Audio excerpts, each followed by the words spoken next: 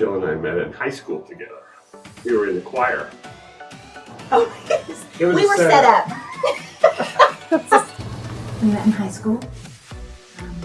In the journalism class in high school.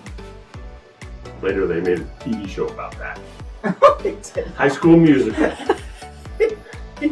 That's us.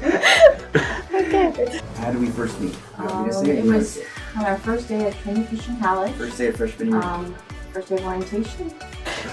Honestly, by his best friend's family, we were set up. She brought me lunch one day. That's all it took. The rest is history. The rest is history. We were standing in line for the bathroom. And Trish came up and talked to me. We met on the internet, Christian Mingle. We met at Purdue University where I hired her to work for me. I saw her walking across the grounds and I said, that's the one I'm chasing. That's the honest truth. I was picking on you because you were having to wait in line. We met at Purdue in grad school.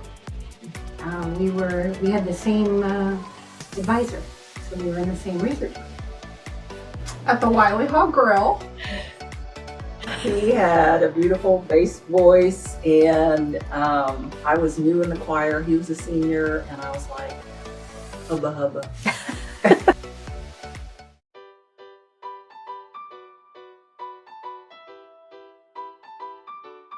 I think I pursued her more, but she was active about it too. So Yeah. I was flirting, and so was she. It was fun. She's the one who brought me lunch, so. I think it was mutual. I hired her to work for me. You pursued me. You hunted me down. She He did. I think I did. I mean, I told somebody that I thought he was cute. That's what you did back then. We shared the research group. We had offices up in the lab area, and I remember one night when I was working late, I went into by her desk, took everything out and hid it, and put my own little things up there to kind of say surprise. Our first date was the last day of first semester, so it took me a semester. Yeah, it was mutual, I guess. I could leave campus. I was a senior and I could leave campus, so I had met and got lunch one day. And he said, it'd be nice if I could leave and go get lunch. So then the next time when I left, I brought him lunch back. I guess. Didn't you take out all the drawers? Took it all the You drawers actually right took the down. drawers out. Hid it in the lab. You hid it under a laser table, right? That's right. I had to go look for it. He pursued me. Yeah, it was mutual interest. I think.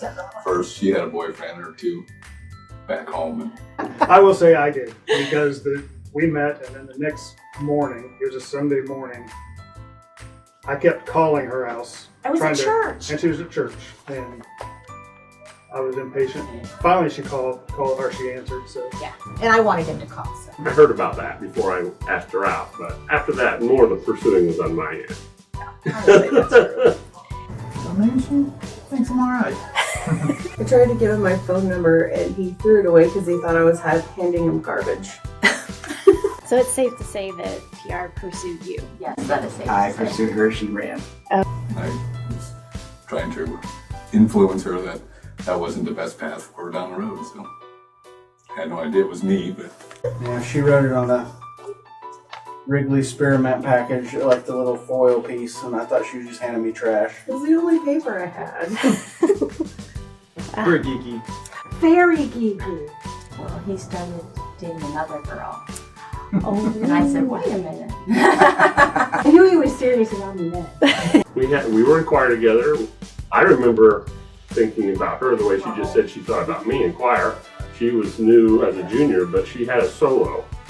And my story I remember clearly is the home hospital fair where she had the solo, and the whole baritone section, including me, were all watching her very closely. So then later on, I went and asked her for her phone number. She's like, I already gave it to you. I won.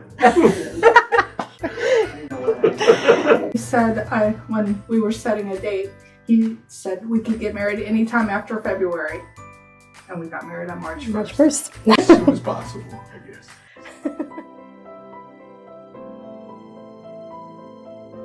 God has definitely kept reminding me to it's not all about me.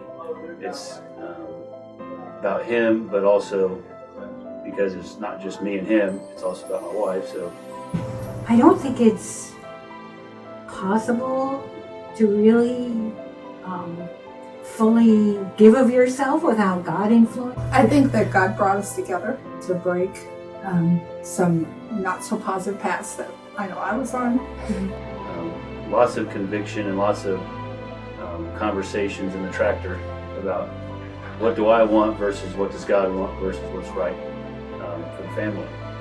Well, we didn't start out really following what God was saying for our marriage and had a lot of troubles. The ability to apologize and the ability to forgive is probably one of the biggest things. I think, marriage requires a lot of giving and taking. So I really feel like, I don't know how you sustain a marriage without God. That's a tough one. You got to figure it. And he's always Well, been the third strand. He's always been part of it. So, very long. Well, if he weren't, Lord of our lives, we wouldn't still be married. Marriage is hard work. I think he has shown us what our marriage is supposed to be. Obviously, Christ's relationship with the church is the model, and we obviously fall short of that. But something we try to keep in mind, live up to. And the fruit of that is our three wonderful children that we created because of the union that God. And Ray is an amazing example to me every day. He just gives without even thinking about it. Eventually we came around to what our parents taught us and started going back to church and getting the kids involved. It's hard to let go of things, but God tells you to let go, and God can give you the power to let go. And it's hard to say you're sorry, no one likes it. But we found that you pray and ask for that, God will give it to you. And I feel like our parents were the models that got us started on what a Christian couple looked like, and so we tried to follow that. God was in our marriage from the very beginning. When I went away to college a year after we met, I wanted to be engaged to Jill, but I had no means whatsoever. And obviously in any marriage, you have disagreements and agreements. You have good times and you have bad times, and without God, I don't think we'd make it through. Well, I know we wouldn't make it through any of it. I'm kind of soft-spoken, so you gotta have to listen when I talk. And so God's kind of like that. You gotta be listening to him to hear him speak. So you might shout sometimes, but usually it's very soft thoughts. Well, we've very much grown in our faith and walk with the Lord through our marriage. And so he's been working through that and through all the different seasons of time. We're thankful for that, for sure. Just seeing God work through our lives and how much better we get along than prior to us following what Jesus said. So if it wasn't for him, we may not be together now. Not always perfect doing it, but No. he catches us when we stumble, and it makes our life, our marriage stronger, knowing that we're focused on him. we make up. And I think that's God's power. Otherwise it wouldn't happen. Yeah. To get into the Word and to talk about things, and Deb's really great about talking to the kids about their spiritual life, and I kind of for support too. But yeah, it's been a great partnership. That wouldn't happen without God's doing it. 100%. And I wrote a verse or a letter in the cover of a Bible and gave her that as our token of commitment. So he's been a big part of our life from the very beginning. Orchestrated us into several different, churches over our past, and put a lot of people in our path that helped raise our family, so to speak, because it took a village. We couldn't have done it all ourselves, for sure. Now there's fruits of that labor.